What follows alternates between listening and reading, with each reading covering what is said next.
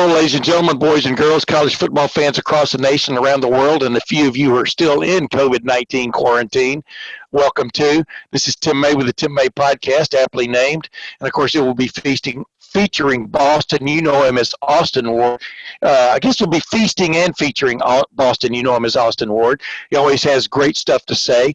It's been an interesting time putting together these podcasts because, as you can tell, we're doing it remotely via Zoom. Sometimes the audio is great. Sometimes it's not. It's kind of the risk you run into depending on the bandwidth at that time of the day and whether your provider is twerking it up or twerking it down. But I digress. Bottom line is I've tried to keep having some interesting guests on here to while away the hours, and it's gotten to be the dog days of June, heading into the dog days of June now because the last week of May is turning into a blistering heat wave. But with that in mind, this week's guest is a fellow most Ohio State fans remember, most of them fondly, maybe some not, but his name is Jim Tressel, the president of Youngstown State University. Maybe, I don't know who went from being a head football coach who won 5 national championships to becoming president of a university, but Jim Tressel is definitely in a unique crowd, that is for sure. Perhaps he's the only one, but he's got some interesting things to say, and we didn't dwell, because it's been dwelled on millions of times, on what went down way back when in 2010 and in 2011. But mainly what I want to get him into with him was how a president of university has been handling this COVID-19 situation. He has some interesting stuff to say about that. Also, some interesting stuff to say about, who might not survive in this, as Urban Meyer called it last week on this podcast, survival of the fittest. Small colleges might have a little bit of an advantage in terms of they don't always count on big time attendance at football games and big time television network money to get them through. The big thing for smaller universities is whether the enrollment will come back, whether or not there will be actual school in the fall.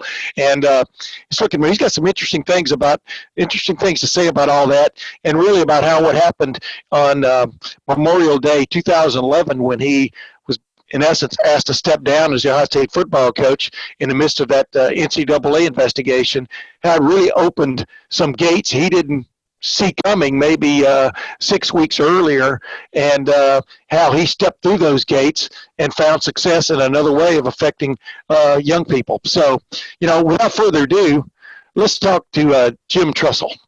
And ladies and gentlemen, as promised, one of my favorite people I ever met in life, and one of the favorite people I ever covered being a sports writer, Jim Tressel. Jim Tressel, thanks for joining us on the Tim May Podcast. My pleasure, Tim. It's good to be with you. And Ellen told me to tell you that she still enjoys trying to go back and read some of your archive material, that you motivate her. Well, I know it's on scrolls now, so you know what I mean. It's, you got to be. They're very, as they say in A Christmas Story, they're very fragile. You too. I mean, before we got started here, as you know, I was kind of bugging you. Do you want me to call you Jim? Do you want me to call you President Tressel, Coach Tressel? What do you answer to these days? Well, I answer to Jim and to President Tressel and to Coach, but I also answer to some other names, from my faculty that this is probably not an X-rated podcast. So I answer whatever anyone calls me. Well, Jim, just, you've been on the front line, so to speak, of dealing with this COVID-19 situation as the president of a university. And just give me just a little bit of a background on when it first struck you that this was a serious thing, and just what a monkey wrench this is thrown into the dynamics of college education. We were hearing a lot about it there late February and the first few days of March. And actually, I was over at the Horizon League basketball tournament in Indianapolis, riding back on Tuesday morning, and we were on spring break. All of a sudden, all these universities are sending their kids home. And so I was on these calls with our provost and deans and so forth, and talking about, what should we do? And I think in Ohio State was the first one that came out. Ohio State was on spring break as well. Yeah. And then we called that Tuesday with all 14 public presidents talking about, they were a little mad at Ohio State coming out in front of the rest of the group, and so got an earful from a couple of people. But trying to figure out, how we could best, as a group of universities, make the right decisions. Some people were on spring break, some people were in school. We all came to the conclusion very quickly that we needed to clear our campuses out, both our employees and students, but we didn't want to send someone away who had nowhere to go. So we wanted to make sure that being on campus in the residence hall, in the apartments, what was better for them from a safety standpoint, we would make sure we could take care of that, and we could feed them and all the rest. But, safety was number one, making sure that our people weren't out affecting other people. And then deciding, okay, what are we going to do? We're halfway through the semester. How are we going to do this? 90% of our courses were face-to-face. So in the 13-day period, we pivoted 2,700 courses or something like that from an in-person, face-to-face modality to a remote modality. And we had to make sure that our students had the laptops and Wi-Fi hotspots, and our faculty. Our IT department was amazing. Our faculty was amazing how they pivoted and got their courses, the remote. It's not really online, but if you will. And we had to have discussions, Tim, about and the stress level of both the faculty and the students. Maybe we should give people the option of pass-fail for a class. Someone in there who might have been sitting at a B or a C thinking, oh my gosh, now I'm remote, I can't do this. I'm cooped up, I don't have great Wi-Fi, so forth. So our Academic Senate Executive Committee made the decision that if a student wanted to shift to a credit, no credit, they could. And just all of those things. So the first two was all about safety and about how we could successfully finish the semester. Who did you lean on the most for advice from the standpoint of how serious this COVID-19 situation was? Do you remember, was there one person in particular or a couple of people in particular that you go, hey, these guys know what they're talking about? Well, we were staying tuned in with all the discussions on the federal level, the president and Dr. Fauci and Dr. Birx and all that. But we were also paying very strict attention to Governor DeWine and Lieutenant Governor Husted and Amy Acton, who happens to be a Youngstown State grad. She's a star. And so we were listening closely to them. Obviously, our marching orders were from the state level because the federal government had passed it on to the state, because every state's a little different. Kudos to the federal government. Because we had to send students home and give them refunds for their dormitory and their dining hall and their parking pass and their rec fee and all those kinds of things, the federal government really did a good job of trying to help out universities to overcome, millions of dollars we had to send back, but the students needed it. And so we really got a lot of good help from across the board. Every Monday and Thursday for probably the first 8 weeks of this whole thing, every Monday and Thursday, we as a group of 14 presidents met on the phone so that we could talk and see what we learned, see what we could share with one another, that type of thing. Our provosts met once a week on the phone. Our CFOs met once a week. Our HR people met once a week. Our student activities people. So really, as a group of public universities, we had a great support system, and we could really glean from one another, what were the best things to do at the moment. Is Amy Acton going to get some kind of special award from the Youngstown State, her being a proud Penguin, when this is all done? What's your thoughts on that? Well, no question. In fact, everyone wanted her to do the commencement this year. And I said, hey, Dr. Acton's busy.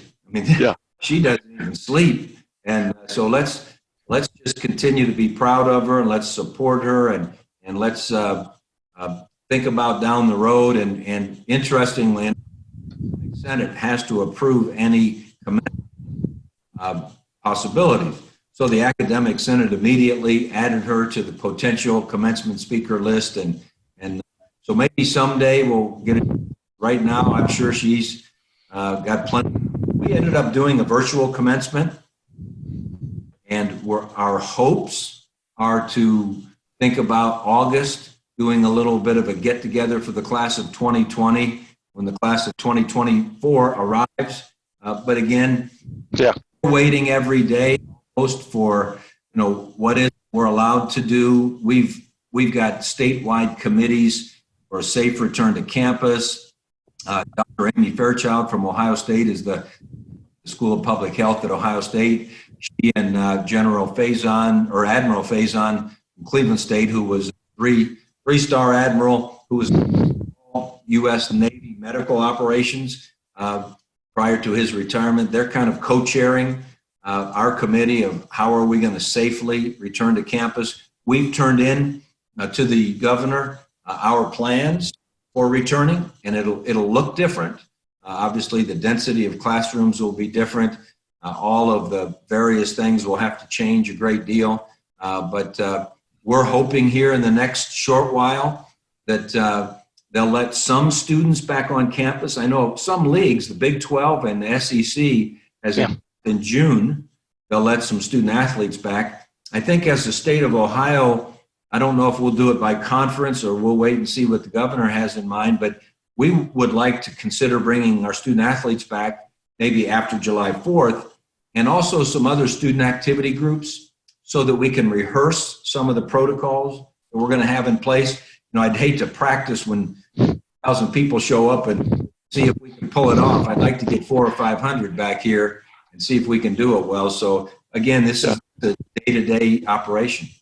Yeah, you don't want to be an improv situation. Ohio State's football players are going to be allowed to voluntarily return to the Woody Hayes Athletic Center, June the 8th.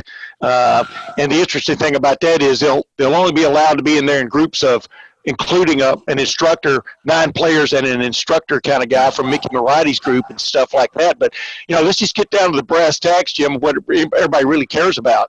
Is there going to be a football season this year? A lot of people are asking that question, and I think we will have one, just like I think we'll have an academic year. It'll look different. Our academic year will look different. It won't be as crowded. I would doubt that they'll let 106,000 at the Shoe. I doubt if 20,000 at Stambaugh Stadium here at YSU. But I would like to think that if we can get our players back to safely train and make sure there's no hiccups there, and then if we get our student body back and we can show that you can be back on campus, I think we'll be able to have a way to do it. But what I tell our people almost every day is, everyone, are we going to be back in school? I don't want to sit in my living room and take school anymore. We got to come back. And my response is, the better you do in June and July will determine if we're going to be here in August. Yeah. Go out and you just are carefree and not careful, and we have a little outbreak here in our people from Dr. Acton on down and Governor on down, they safety is first, which is what it should be, and then what we're interested in doing is probably second. So let's be safe. Let's do a good job this summer and make sure that, absolutely, we should be back and we should be playing football and soccer and running cross country and everything else. And it's, I know that our student athletes, I was a little nervous, Tim, about how would our student athletes do in class this second half of the semester. It's like, oh my gosh, everyone's telling them they're not going to play, and the track championship couldn't happen and the baseball couldn't happen. Were they going to go into the tank? And our coaches and academic advisors we have 402 student athletes here, and 104 of them got a 4-point this semester. Wow. It's pretty incredible. Yeah. Take the 402, their cumulative GPA was 3.26. We had 76% of them had over a 3-point, and the lowest team GPA was 295. Wow. Out of 20 teams. So, our guys and gals did a great job and handled the adversity. Our coaches obviously stayed on them, and that really made me feel good. But they're anxious to get back to compete. that 104 number, man, that's a huge golf team. Yeah, that's right. That's right. Hey, I'm being, as you were saying, talking about that, I just remember one of your favorite sayings that I like was "Be where your feet are." You know what I mean? And that's kind That's of what right. people need to kind of do right now. The idea is to presume what's going to happen, and which is really what can get you in trouble, because I think what we're all finding is from day to day almost, but definitely week to week, the parameters of this thing are changing. And as even Gene Smith said last week on a teleconference with us, that early July is when you really are going to get a feel for really how things may go in the fall. And it sounds like you subscribe to the same theory. Yeah, I think it's going to be a week to week thing. The better we can show ourselves here in June, and then when we do get some students back on campus, if we can really demonstrate that we've got protocols in order and not having mishaps and so forth. I think if we roll into July and things are looking as good as they are now or even better, I think we'll get the green light to have a safe return to campus and a safe return to athletics, both of which will look very different. Yeah. Hey, Jim, just straight up, because, Urban Meyer and I were talking about this a couple of weeks ago on this podcast, and Gene kind of brought it up a little bit, but just how tsunami-like could this fall be without football, especially for the major colleges, if in fact there is something? I mean, are there some athletic departments that could teeter and fall on what could be the possibility? I mean, around the country. And I'm just wondering, is Youngstown State's kind of in that category? What kind of footing are you guys on from a financial situation? Well, probably from an athletic standpoint, we're not as dependent upon revenue as an Ohio State or a Big Ten or Big 12 or SEC. We don't have the fixed costs. Yeah. We don't pay our coaches, what spend money on a lot of different things. That our athletic budget is somewhere in the neighborhood of 14 or 15 million dollars, and we count on 4 or 5 worth of revenue to help that budget. So it would impact us without question, but it would be more impactful if we decided that, it's not safe to come back and live in the residence halls and eat in the dining halls. That would impact us $8 million per semester. Wow. Just us. Can you imagine what it would be at Ohio State with 4 times as many students, or Miami of Ohio and OU with twice as many students, but probably 4 times as many students that live on campus? So you're campus revenue. So I tell our people all the time, we've got some really good advantages. In a moment like this, people are going to be looking for quality that's affordable, and right now, tuition isn't as high as many of the schools in the state. We're not forced to live in these big, huge residential hall populations. We own about 1,200 of our own beds, and then we have another 2,000 adjacent around campus that are apartment style, which fortunately 1,000 of our beds style are brand new. Everyone has their own bedroom. From a social distancing standpoint, they're really good. But we don't have 16,000 people living on top of one another. And so we have some advantages. I'm rooting for everyone to be able to make it. But it's going to be easy. Unfortunately, we're all in the mode where we have to do some furloughs and we have to do some layoffs, those kinds of things, which, they're no fun. If the big Power 5 doesn't have football, it will be hugely impactful. Yeah, I was going to say, a lot of people think the little guy. I agree with what you just said. You guys are, based on tuition, et cetera, you guys are a bargain out there compared to Ohio State and some of the MAC schools when you just the yearly cost for students to attend. I wanted to ask you this, though. Does it feel like you're making a 4th and 1 call against Michigan every day of the week now? Maybe 3 or 4 of them, or 5 or 6 of them. What is that sense? What does that feel? What does it feel like to be in the midst of this and be the leader of a university? I just said something to Ellen in the middle toward the end of last week. What this feels like to me is recruiting, because I remember during recruiting, one day you thought, oh, we're doing good. Then someone decided to go elsewhere. Then you were up, oh, we got a pretty good sign from so-and-so. Then it went down the other. Then you went up. Then you went down. And that's kind of, what this feels like. Because every time you turn the news, it's whether it's possible vaccine, one person saying might be within a year, other person saying we still don't have a SARS vaccine, or some of the other ones that haven't been able to figure it out, or yes, we'll be able to be back, or no, we only want one person in a residence hall. Well, if there's only one person in a residence hall room at Ohio State, I don't think Ohio State can afford that. And so you're up, you're down, you're up. One day you're feeling good that your faculty's done a great job, and then you hear one faculty member who's maybe your age or mine, Tim, saying, "Ooh, I don't know if I want to come back and teach from my home." So your plans are up and down. So it's not so much like on the 4th and 1 call, the call comes and goes, but it's like a series of 4th and 1s, constant roller coaster. And even when we get back, let's be optimistic. Let's say we're back here in the fall. We will be uptight as to every day finding out, did all of a sudden we have an outbreak, and so I don't know when it will be a relaxing time. Probably not until you get that vaccine that everyone says clearly there's no threat. But until then, it's going to be like recruiting. It's going to be a roller coaster. Yeah, I equated this on my podcast a couple of weeks ago to when me and my brother used to go out and hunt snakes in the one of my older brother, we'd go out and hunt snakes in the ditch behind our house before we'd play baseball or football games back there to make sure. This was in East Texas, but you never know if you got all the snakes out of the grass, right? You just saw the ones that were obvious.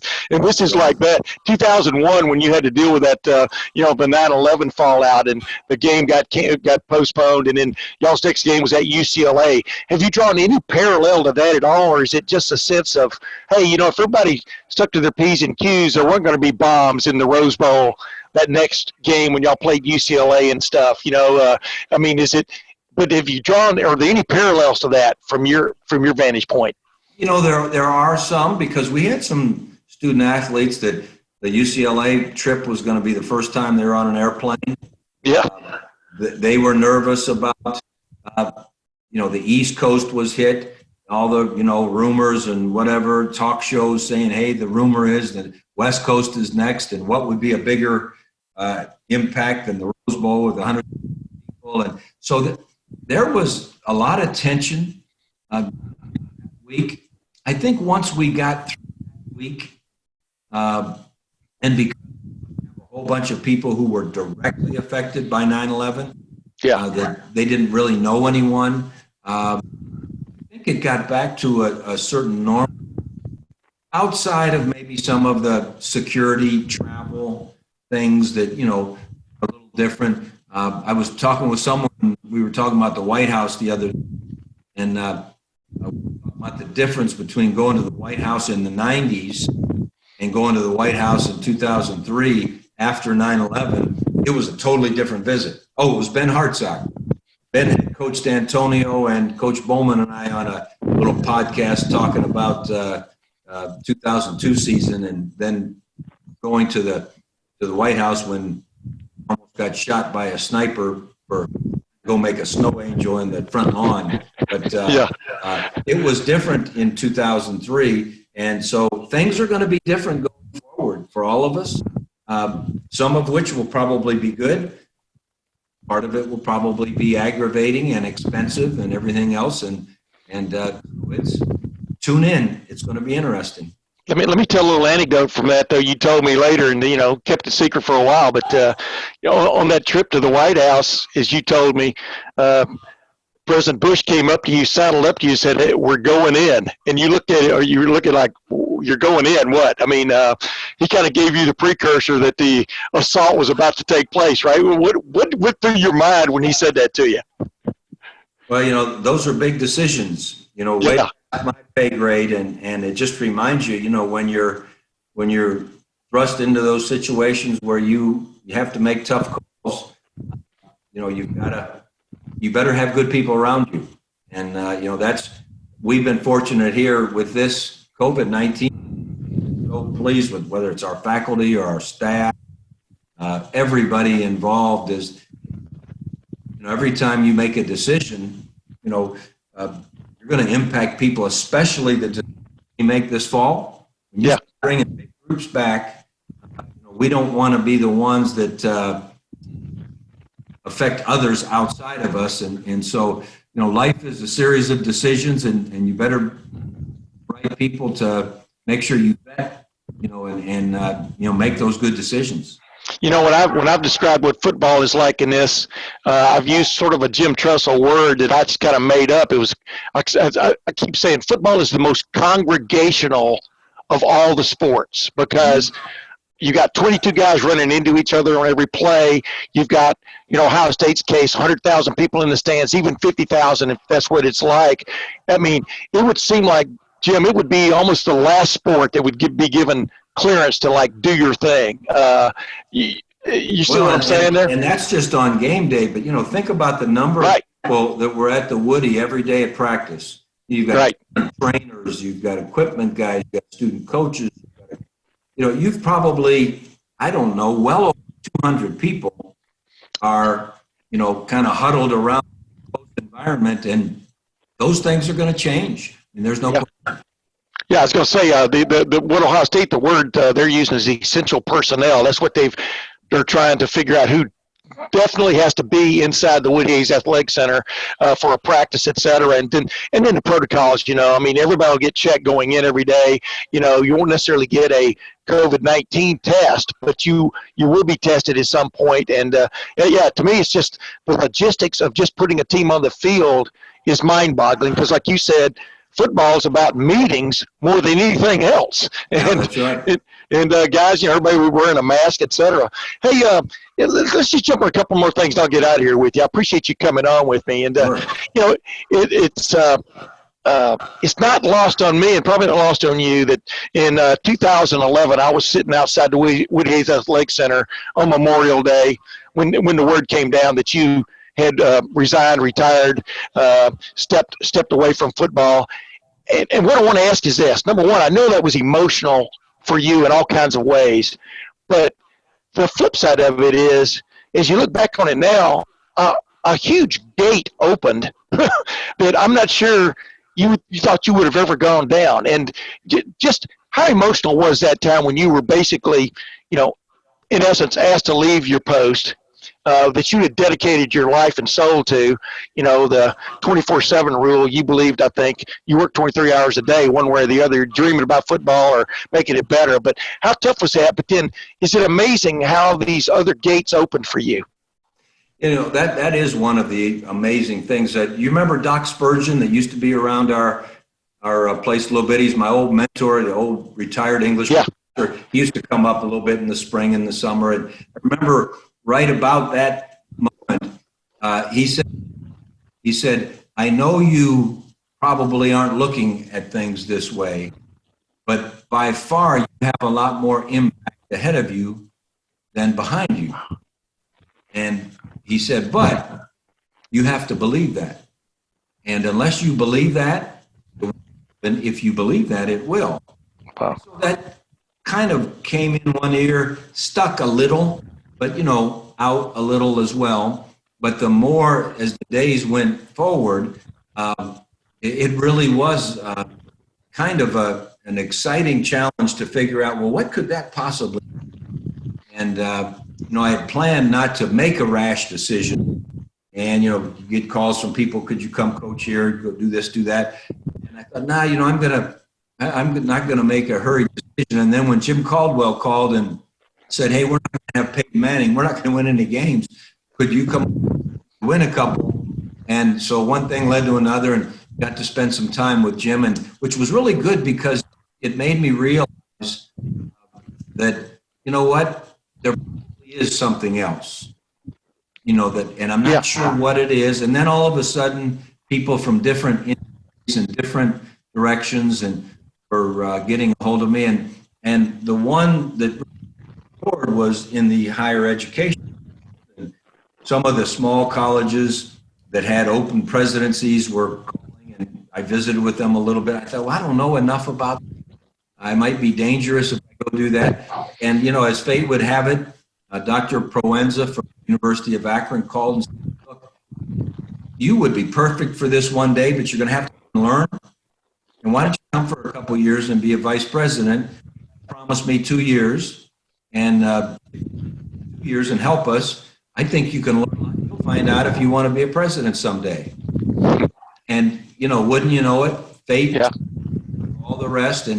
So I have told many people many times that, you know, all of a sudden you're forced, if you're forced to pivot and you believe even greater things are going to happen, you can. Now, if you are forced to pivot and woe is me, or you cling to whatever it is you're comfortable with, you know, you're probably not going to be able to have that even greater impact. So, yeah, I look back and I would have never dreamed, you know, being a college president. I'm sure there's a lot of people around who never dreamed I would be one too. But we've been having fun, and you know, it's a neat opportunity, and spent 45 years now in higher education, just at all different levels, and all the time. This is no less exciting than the last one. It's much broader, and it's stretched intellectually. It's really made me be a better listener and a better learner, because I didn't know what I didn't know.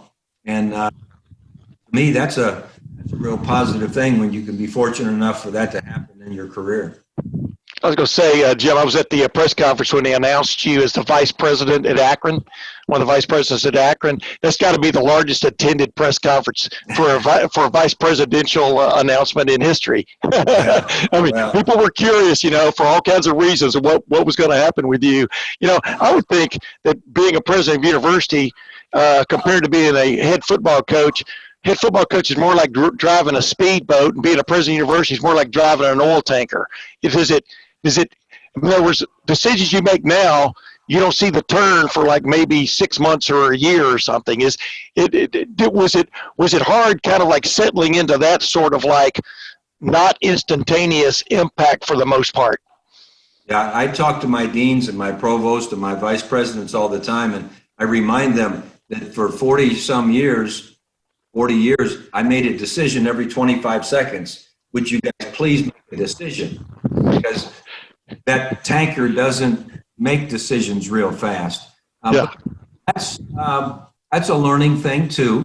I think tankers should probably make decisions a little sooner.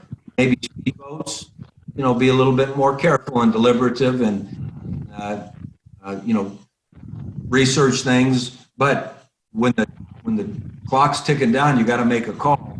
And I think that experience, I think if I went the opposite direction, if I was a president first and then went to be a coach, I'm not sure it would translate as well as being a coach than a president. Now, I have no analytical data for that, you know, no proof, but there's a whole lot of coaching and working intimately with students that, you know, it helps me help our people things from a student-centric standpoint, and I think that's been a blessing.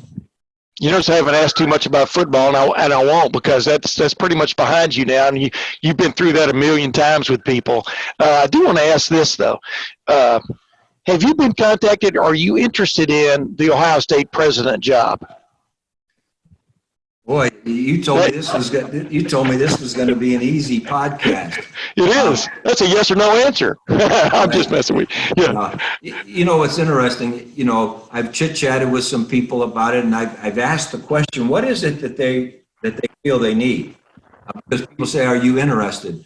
And I'm really not interested if it's something that they need something else. If what qualities I've been able to demonstrate or need, you know, so I have had one little discussion, not with Ohio State directly, but you know, I think it's difficult for a sitting president in the middle of all this to think much about that. In fact, when I was contacted, I kind of forgot it was on a long thing of emails, and you know, I was so engaged in so many other things. But then I finally got back to the person, and just from a curious standpoint, you know, well, what is it? You know, what is it you need? And you do know that this is difficult to even have that quick one-question conversation because we got a lot on here, and I think really for a place like major R1 research with a medical school, with a desire to be a top 10 public university, you know, I think they would be better served to have more of an academic reputation in their next leader. Not that Dr. Drake didn't have it, he had great academic reputation, but I think that's what the Ohio State presidency deserves. You know, so my guess is that's what they need. That's what, and my hands are full here. So I think we'll be just settled in here and for the foreseeable future. Well, I'd like to say this before you go. You know, a major university is not unlike a major race car. It runs on green grease, you know, and you know, that's as important, I think, as anything else. And you've shown the ability to be able to raise funds, et cetera, Jim. And I was going to say, last thing, is it? I don't know. As you look back on it now, was this sort of like you think meant to be? Because I was very curious when a couple of, for example, pro football jobs came up. I got phone calls from people asking me about you, you know, like the Browns, for example. I thought you would have been a tremendous pro football coach just because of your approach, because you remind me so much of looking back of some of the greats who did that, like Joe Gibbs. I mean, he kind of has the same demeanor you've got. You know, Paul Brown, right on down the line, there were guys who just were cut out to be head coaches. And I'm just wondering, was that a chance or a possibility that passed you by that you wish you'd had a shot at? You know, not really. You've heard me say many times that paradise is where I am. You know, when I came to Ohio State in 2001, I wasn't sitting around Youngstown hoping to go to Ohio State someday. Yeah. It just happened. One thing led to another. I talk all the time to young coaches about timing and so forth. The timing was good for me in 2001 because I think they were anxious to have someone with deep Ohio roots. You know, I think that was something that was important to them. And I think that, you know, we had a good run at Youngstown State, and one thing led to another. And I'm sure some people were offered the job before they offered it to me and all the rest. So, you know, like you used the phrase, stay where your feet are. The one I always use is keep your mind in your rear end. And my mind has always been where I am.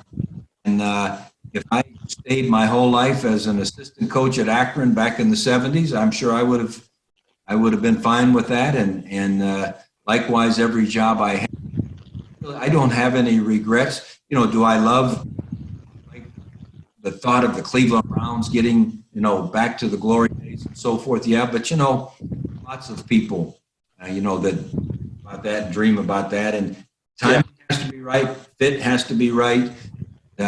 You know, so I don't know the new coach at the Browns. I know the new coach at Ohio State. Pleased with the few interactions I've had with Ryan. We sat at a banquet about a week before all this COVID broke out. They were they had like one or two spring practices at that point, and they lost their tailback. And we were talking at the table. He was saying, "Oh my gosh, you know." Talking about maybe no, you know, spring practice, sending the students home and all that. And he said, "Man, I wish they'd have done that 10 days ago," you know. But he seems like a real, you know, quality young guy that the players enjoy playing for, and so I'm excited about him. I don't know the new coach at the Browns, but I'm sure he's a good one. And Tim, like you and I are in the same chapter in life. It's time for the young people to have their opportunity, you know, to the younger people. We're still young, but younger people. And I used to think about all those years that Colonel stayed at Penn State, there were probably 2 or 3 people that get to be the Penn State head coach because he was able to be it so long. Yeah. Anyone that would have the chance to be the Ohio State head coach or the Browns head coach will be a lifetime for them. And I'm more than happy to have someone other than me be the Browns head coach. Yeah, no, you and I had that conversation about Joe Pa a couple of times, if you remember, and you did not see yourself doing that as long as he did for all kinds of reasons. And one of the things was, also, you were so hell bent on 100% every day. If you ever woke up a morning when you weren't going to give 100%, you felt like you were cheating somebody. You're a young president. Every day do you wake up with a vim and a vigor that drives you? Oh, there's no question I wake up with a vim and a vigor. But I will say this, Ellen and I were laughing. We went 45 years going out every night, banquets, fundraising, recruiting, whatever it is. And all of a sudden we're home every night. And every weekend was taken. Well, all of a sudden the weekends you can't go anywhere. And I said, I think this might be a dress rehearsal for retirement. Yeah. I was talking with Mark D'Antonio and Jim Bowman. I said, how do you like it? They say, you know what? This isn't bad, so we'll see one day at a time. And like we used to always talk about at Ohio State, as long as you're the best person for the moment, you probably, that's your duty to be there. If, it might be better if you move on, then it's time to move on. So we'll see. We've got to get through this COVID thing and have the stability and the university, Tim, as you know, is so important to this region that, we've got to make sure we do this one right, and then we'll see what happens after that, and maybe we'll get down to the Gulf Shores of Alabama sometime to visit with Andy Andrews. That's interesting because my daughter and her boyfriend are in Gulf Shores, Alabama right now, having a little vacation. Last question I wanted to ask you, and we'll get out of here. Is the era of the long-term major college football coach over? And Nick Saban and Kirk Ferentz are probably, Kirk Ferentz more than anybody, now in the Big Ten. But is it with all the pressures, et cetera, the scrutiny, the Twitter, the whatever, will anybody be a 30-year coach ever again at one place? I think it'll be harder. Simply because you have all that, the Twitter and the Instagram and the transfer portal, name, image, likeness, and, coaches are making a lot of money now. And, some people keep their job for a long time because they say, I got to work a little while longer so I have a couple of bucks in retirement. So I think if you add all those things together, it will be more difficult. But there'll be that, there's always those ones that, I don't know how many coaches in major college football have coached 20 or more head coach. It's probably not many. And it'll probably be some fewer now, but I don't think it will be extinct. Yeah. I was going to say, man, I grew up in that era, same time you did. I just remember Woody. They wanted to run Woody out of here in 67. Bear Bryant had a lean latter part of the 60s, and yet the university stuck with them, and they had their most glorious years as far as football teams after that, So, everything's going to ebb and flow, right? Yeah. It's harder for the universities to stick with you now. Right. So all of a sudden the attendance starts going down or the social media ramps up, and,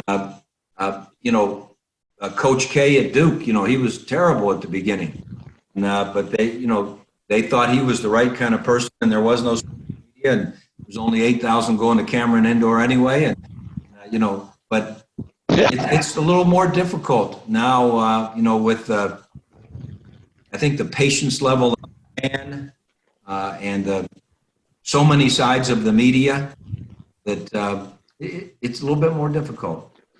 Ladies and gentlemen, Jim Tressel, President Jim Tressel, former coach Jim Tressel. Thank you very much for joining me on my podcast.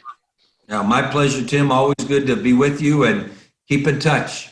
I will, my man. You know that. Thank you very much, Hall of All right. Famer Jim Tressel. Yes. We'll be back in Thank a you. moment, ladies and gentlemen. As always, an interesting conversation with Jim Tressel, and I think my buddy Boston, you know him as Austin Ward, would agree with that, right, Boston? Yeah, he's as everybody who listens to this podcast regularly knows, my time frame for covering Ohio State and moving up here was post Jim Tressel. Basically, Urban's arrival is what brought me to Columbus, as ESPN was looking to basically follow this team on a daily basis and expand their coverage of Urban Meyer and what they thought was going to happen there. So I've had to rely on you and Berm and everybody else around this beat to. Obviously, I covered college football at that time. I know what Jim Tressel did, and I also, live with my wife who grew up being an Ohio State fan and her whole life, and she had Tressel's book when we started dating, and I know about him, but the history and stuff and what it was like on a day-to-day basis with him, like, and the way he sees, stuff like, being a president of a university and getting through COVID-19 and how that impacts a school and a football program. He's got such a unique perspective on it. And, I wish that I had got to, get here earlier because I love Columbus and I love covering Ohio State and get to know him a little bit better because my experience, I think I've maybe interviewed him one time and, I don't have that. He's an interesting, impressive figure in college athletics. And I wish that I had got to cover him the way that you did because he seems to have really he doesn't always maybe present that knowledge and perspective publicly. He seems sometimes he does, act like the senator and give you that on the fence answer. But I think when you peel it back, he does seem to have some really, great ideas and an interesting approach to life. He's for want of another term, he's a very intelligent man. He's well-read. He's well-learned or learned, depending on how you pronounce it. I think the British say learned. It's just amazing to me. I got to interview Woody Hayes quite a few times actually, back in the late '70s, and after he was unceremoniously dumped as the Ohio State football coach following the Gator Bowl in 1978. And it's amazing to me. Woody Hayes, Earl Bruce, John Cooper, Jim Tressel, for 1 year, Luke Fickell, Urban Meyer, and now Ryan Day. What's that? 7 guys. How they could all be so different in so many ways, and yet effective. And it just shows you, if you've got a plan and you follow the plan. Because, we've seen, and I threw Luke Fickell in there because he was the interim coach thrown into a really tough situation after Tressel was let go and stuck with Tressel's staff and also lost several of his key players, most of them for almost all the season. And one key player, Terrell Pryor, actually quit the team, rather than face NCAA scrutiny going into that season. And yet he mustered through, and now he's shown his true colors as the head coach at University of Cincinnati, one of the more talented head coaches in the country. I think you agree with that. But it's just amazing to me how different these guys are, and yet still get the job done. Yeah, and I think if you ask them all, Tim, the thing that they would say is that, and you referenced this, is that you have to have a plan that you believe in. And the one thing so it doesn't all have to look identical because – the one advantage to being so successful that you become the Ohio State coach is that when you get to Columbus, you're going to have every possible resource available to execute your plan. So let me interrupt you. And that's what John Cooper said. That John Cooper made that point. If you don't win here at Ohio State, then you're not trying. Go ahead now. Yeah. So I think, but I think that's important to remember is that there's just not one way to go about winning at Ohio State. And this came up a lot in the transition, that we covered from Urban Meyer to Ryan Day was like, well, what part Urban was wildly successful. Like most coaches at Ohio State do have some high level success. That's why they're hired in the first place. But what are you going to keep? Like, how do you maintain what he built? And he was pretty open and honest. I felt like from the start, Ryan Day was that you have to shape it to your personality. Urban did great things, and he brought new things to Ohio State.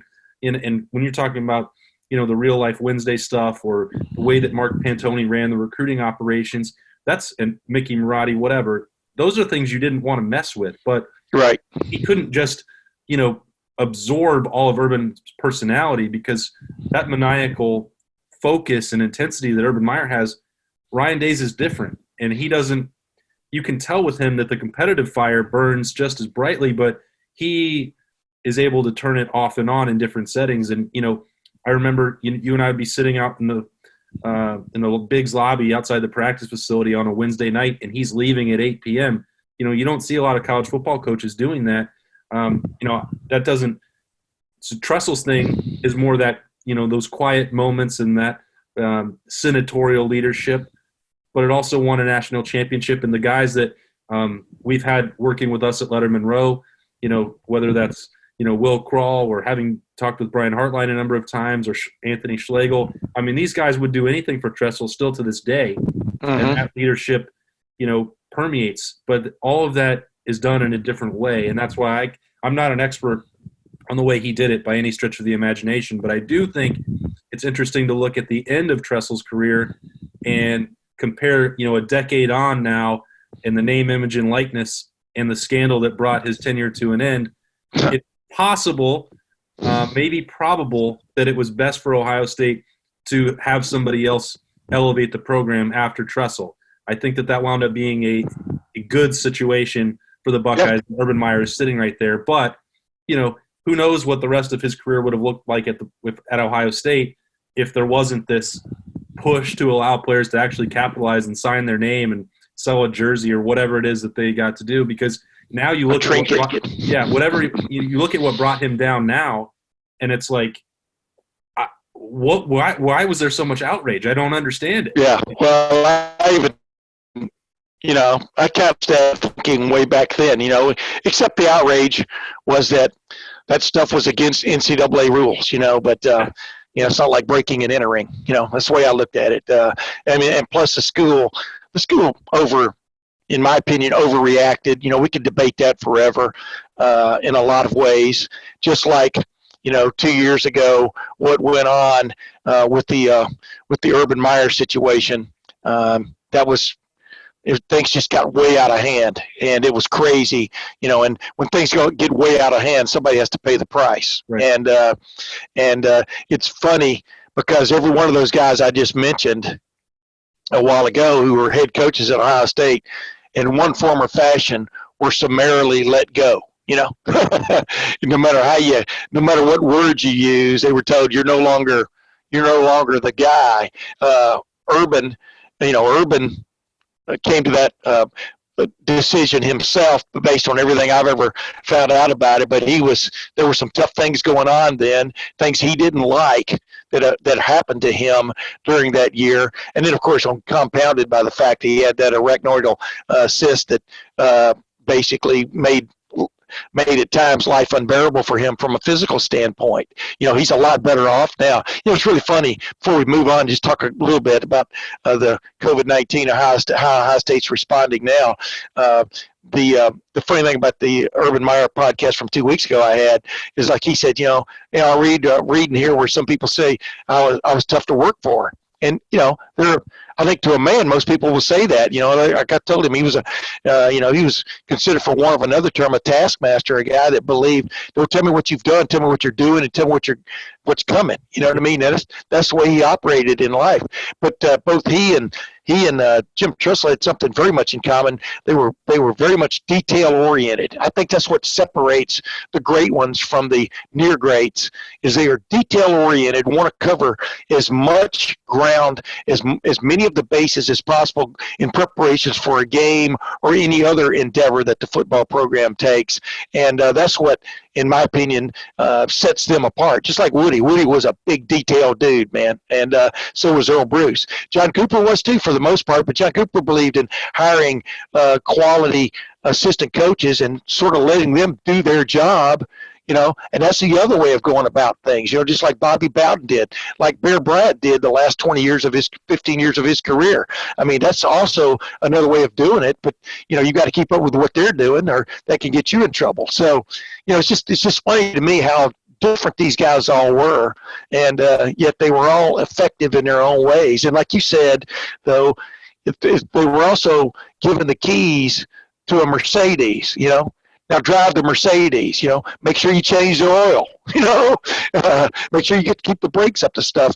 But it's a Mercedes, drive it. And some of them drove it maybe better than others, but they all had some glowing moments. Yeah, and I think maybe that's why people had, the Urban Meyer, you're going to give him the keys and not even think twice. He's already proven he could drive it. But I think when we're talking about, the stuff with Ryan Day and why people asked how much you were going to keep of Urban was that he had never, he'd had a learner's permit, but he had never driven a whole machine on his own. Right. And that was like we were sitting there like, how are you going to manage all this? Because you've never been a head coach. You've just been an offensive coordinator. He'd only been around this program for 2 years after coming back from the NFL. And it was like that really caught people by surprise because of just how powerful this program is and the amount of resources that you're giving to him. Now, obviously, Urban Meyer and Gene Smith and, J.T. Barrett and Dwayne Haskins could all vouch for the fact that, hey, we believe this guy can do it. But, you still look at the way this all has transpired and the fact that we've talked the last few weeks about, obviously his debut season, but now the recruiting and everything trending in the positive direction. We've seen the leadership that he's had, the players, and we've got to talk to a few of them, the way they talked about the team meetings and Zoom meetings and the message and how much they believe in what he's doing. Everything has been validated so far, for Ryan Day. And, but that's, again, my point is that all these guys are building on stuff that came before them. For anyone that, Woody, obviously his name is on that building. Earl Bruce wound up playing a pretty big role in helping bring along Urban Meyer, among the other things that he did in the 80s. And then, people going to pick at Cooper's record against Michigan, but that changed. He was a guy that helped change, I think, the recruiting at that time. It was a huge stockpile of players. And then Jim Tressel took them to another level. All these guys are continuing to build off that. You wonder why, Ohio State stands alone as this, not alone, but in a top 2 or 3 upper echelon programs, because they're stacking tremendous leaders on top of the other, and they're all taking what worked before. Cooper gave to Tressel, then Tressel gave to Fickle and Urban, and now Urban has passed this down to Ryan Day. And it's like, you wonder how much more and better you can do. But it's a wild run of success. These guys that you've covered for so long and know what they did. It's really impressive to come in and be around that. Yeah, and like Tressel's the one who started to go down and sing Carmen, Ohio with the band after a game was over, and obviously Urban Meyer latched onto that, kept that. Like he said, it was gut wrenching.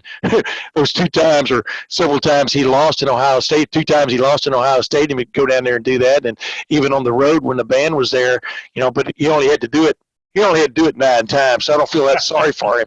Are you kidding me? That's still unbelievable. I don't know if those numbers – I don't know. Ryan Day's off to a good start of matching those numbers. I don't know if those numbers will ever be matched. I mean, 7 in a row against Michigan. Of course, Tressel won, 4, 5,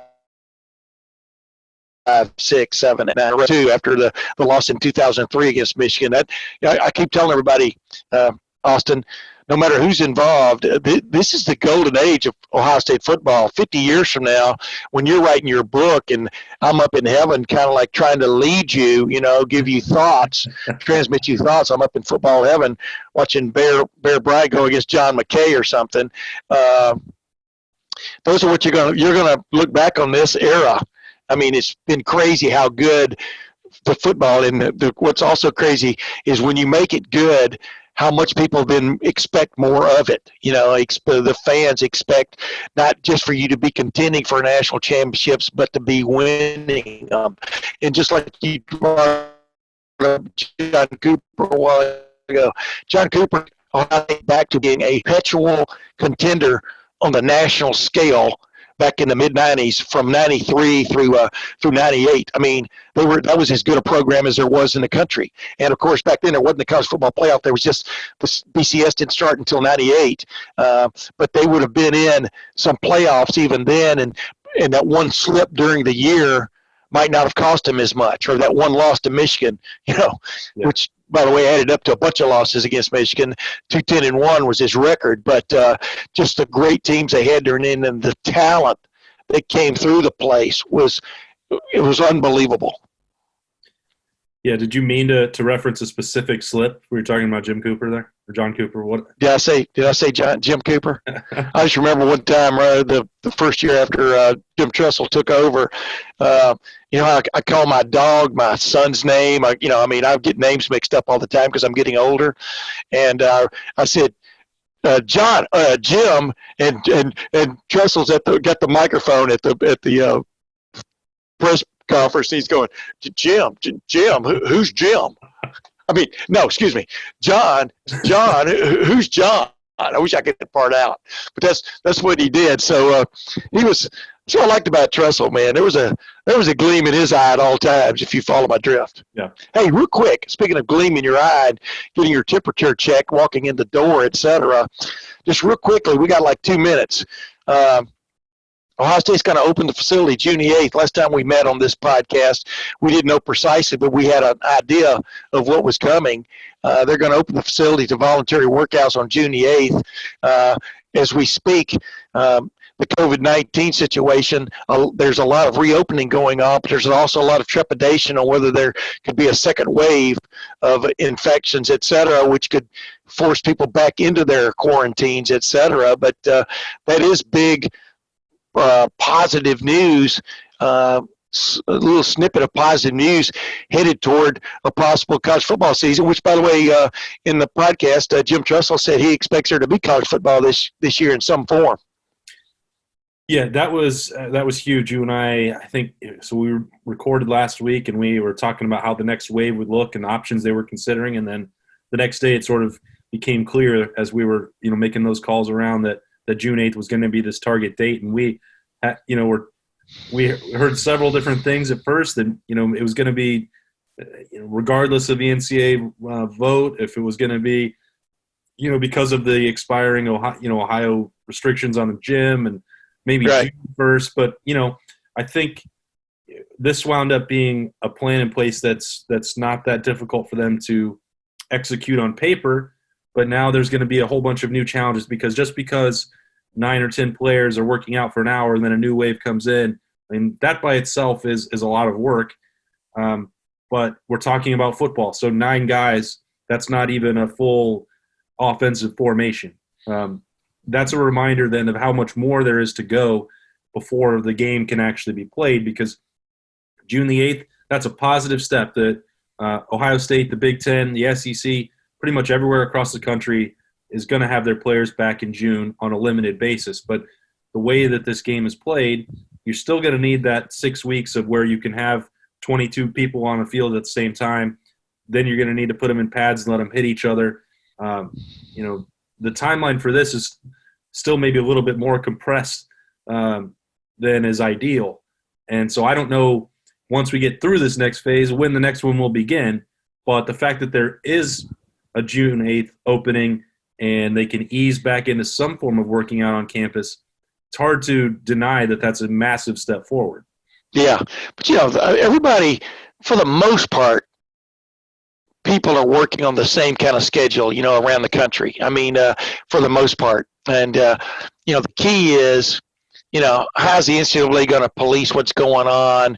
Meaning, or some teams going to jump right in maybe a little more aggressively than others in terms of the workouts, et cetera. It's, now's not the time to be stupid, and now's not the time to be football at all costs. I mean, now's the time to be smart so you can have football in the fall. And Ohio State, under Gene Smith's leadership, is taking that approach. You know what? Be smart about this. Be vigilant. Stay on top of stuff, which being vigilant means. But just, don't be stupid. Don't push the envelope to where we're going to have to step back in the middle of August and say, we were wrong. Too many guys are getting COVID-19.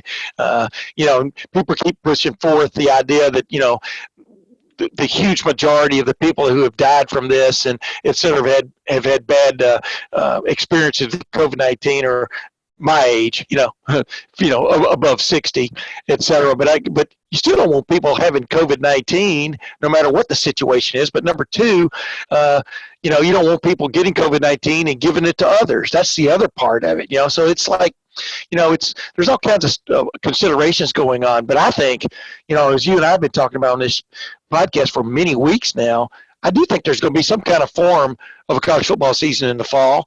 I think it could be, like I said a long time ago, I think it could be an all-conference season for the major conferences, and then figure out a way to deal with the college football playoff at the end of it. And I'm going to stick with that until, the people in Oregon, for example, can get their act together. Somebody asked me that for the Lettermen Row question of the day on Tuesday, and about the Oregon-Ohio State game, and I've people who've listened to this podcast know that I don't think predictions or projections about games is a worthwhile endeavor right now, because you need that information all the way up to July. But I would hedge that to say if I was betting on whether that game is played right now, I would err on the side of cancellation, because I do think that there is increasing support for that conference-only plan, not just for the Big Ten, but for all leagues. And right.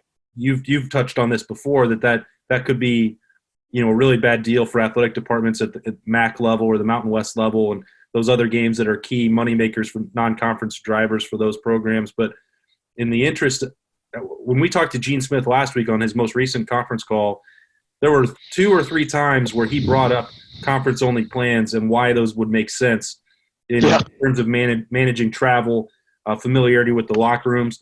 You're probably, you would have 2 options really that he didn't even dive into this, where you could start the season in September and start playing those November games earlier, which imagine seeing the game in late October or, the first week of November. That's, but if you're worried about a second wave, you could move Big Ten games to start in September, you play it all, and everything adjusts from there, or you keep it as is and just start playing in late September. Now, those are just 2 things that are on the table out of literally hundreds. Right. But the conference-only games, I think, are probably going to be the best path forward them to have a full season. And then you have to figure out, what are you going to do with the college football playoff? Are you going to guarantee bids to all the Power 5 leagues? And, maybe this leads to an 8-team playoff or whatever, and however you fix it. I don't know, because getting all these leagues to agree on it is tough. But hey, who wrote that 6 or 7 weeks ago that's what I would do this year, 1 year only? Yeah, but you know what would be the problem with that? The problem with that would be then people would say, well, why can't you have an 8-team playoff? I mean, that's what that'll lead to, as you well know. But I think if that is the outcome, sign me up for that, because I used to always be opposed. I thought 4 was the right number. Ohio State, incidentally, has helped prove why on several different occasions in several different ways why it doesn't work. Right. But, sometimes, you need that. Necessity is the mother of invention. If you can't get the Sugar Bowl and the Rose Bowl to, move off their days, guess what? Sometimes you get forced to by something outside your control, and maybe that's the way that you can strong-arm it and get this thing to a more workable, at least for this year. They're not going to have it. Like, if the Rose Bowl was played on January 1, I think that would be another upset just along the lines of that Oregon game being played. I think the schedule is going to have to be moved in some way to account for this, because you're probably not going to play 12 Big Ten games. You're going to play 8 to 10. That's probably, and that's also contingent on if the SEC will move theirs around and play 10 games or 9 games or whatever. But right. I'm getting way off track. You didn't want me to do that today, but I think that is much more likely this week than last week or the week before. But you've been saying that for 7 weeks, and I absolutely believe you're right. Speaking of get off track, this has turned into like that Denzel Washington movie where he and that guy chased down, I think it's Chris Pine, chased down a runaway freight train from behind and catch it and save the day. And with that said, we have caught the runaway freight train from behind Boston. And it is funny how it went from like late winter to mid-July weather-wise in a span of a week and a half in central Ohio. Agreed? I was not complaining, because I've, the one outlet that we've had for recreation has been our golf games, and the weather did not really comply for much, whether it was rain or cold or wind. This was the first weekend where the sunscreen was out, and my wife was Allie was nice enough to let me go twice over the Memorial Day weekend. And I did not mind one bit that it was summer after all the other stuff that we've gone through. I think we've earned it. We didn't need spring. We're here now. Yeah. By the way, I need a few more of those Vice pass-out balls that our boss Will Crawl has, But speaking of Allie, tell her that before Jim Tressel and I started the podcast part of our thing, he asked me why his book wasn't up here behind my shoulder. And I said, well, that's where I keep all my buddy Jeff Snook's books to kind of promote Jeff Snook, my best buddy. But it's pretty funny. So what goes around comes around on this podcast, ladies and gentlemen. He still got the plug. There you go, man. Hey, but until next time, for Boston, you know him as Austin Ward. This is Tim May. Thanks for tuning into the Tim May podcast. We'll see you next week. Thanks for watching. Subscribe below to get the latest videos from Lettermen Row. We got Letterman Live. We've got the practice report. We got rapid reaction. Hey, and we got Buckeye IQ with Zach Bourne. For sure. We got recruiting breakdowns with Berm. We got whatever you need. Ohio State football and Ohio State athletics, we've got you covered here at Lettermen Row.